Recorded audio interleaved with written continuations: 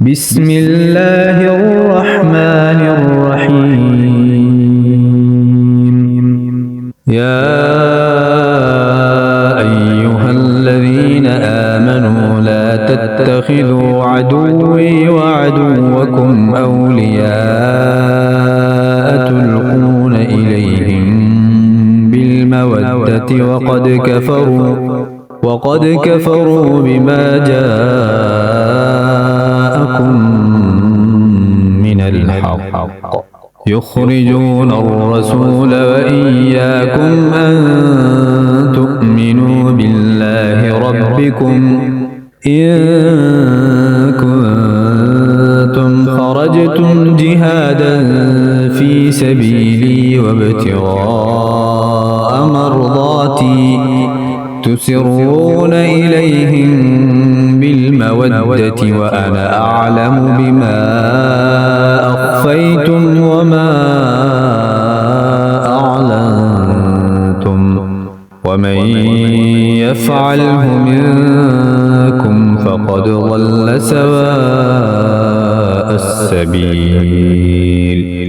إن يثقفوكم يكونوا لكم أعداء ويبسطوا إليكم أيديهم وألسنتهم بالسوء وودوا لو تكفرون. لن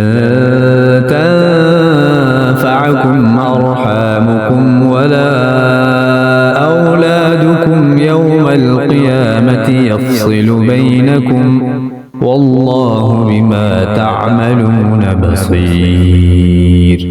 قد كانت لكم أسوة حسنة في إبراهيم والذين معه إذ قالوا لقومهم إنا براء منكم ومما تعبدون من دون الله كفرنا بكم وبدا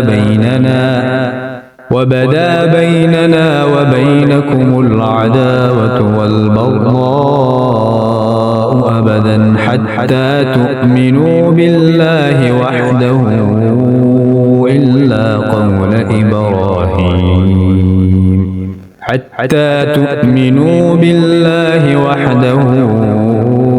إلا قول إبراهيم لأبيه لأستغفرن لك وما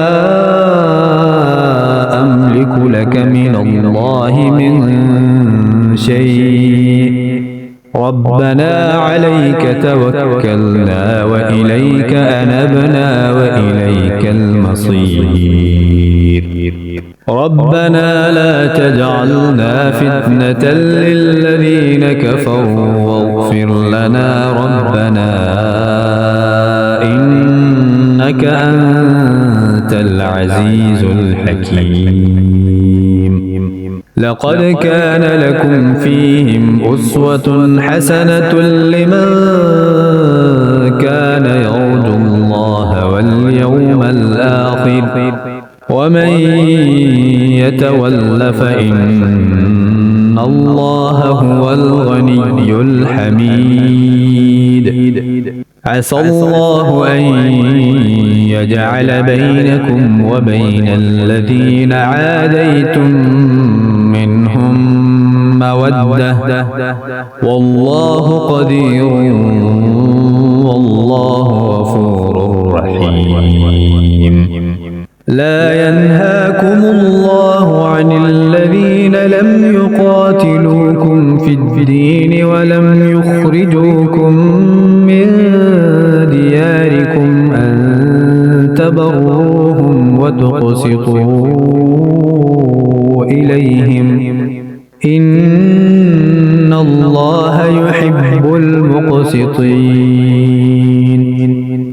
إنما ينهاكم الله عن الذين قاتلوكم في الدين وأخرجوكم من دياركم وظاهروا على إخراجكم أن تولوهم ومن يتولهم فأولئك هم الظالمون. يا أيها الذين آمنوا إذا جاءكم المؤمنات مهاجرات فامتحنوهن الله أعلم بإيمانهن فإن علمتموهن مؤمنات فلا ترجعوهن إلى الكفار لا هن حل لهم ولا هم يحلون لهن وآتوهم ما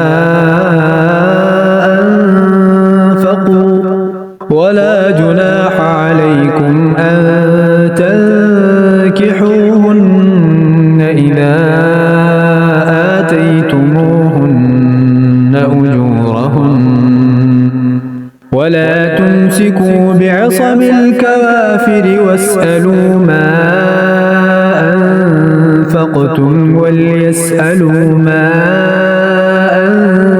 أنفقوا ذلكم حكم الله يحكم بينكم والله عليم حكيم. وإن فاتكم شيء من أزواجكم إلى الكفار فعاقبتم فآتوا الذين ذهبت أزواجهم مثل ما أنفقوا واتقوا الله الذي أنتم به مؤمنون.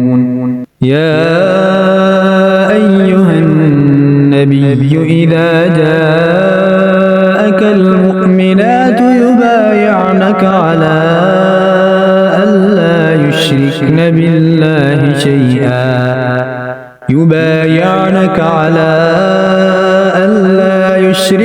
بالله شيئا ولا يسرقن ولا يزنين ولا يقتلن أولادهن ولا يأتين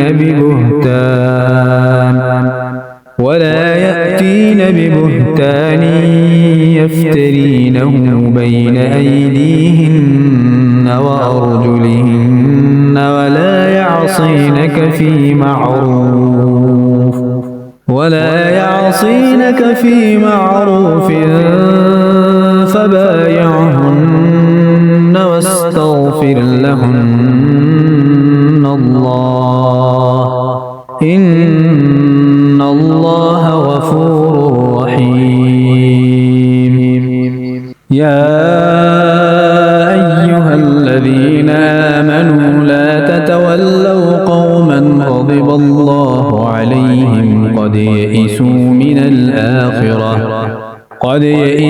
من الآخرة كما يئس الكفار من أصحاب القبور.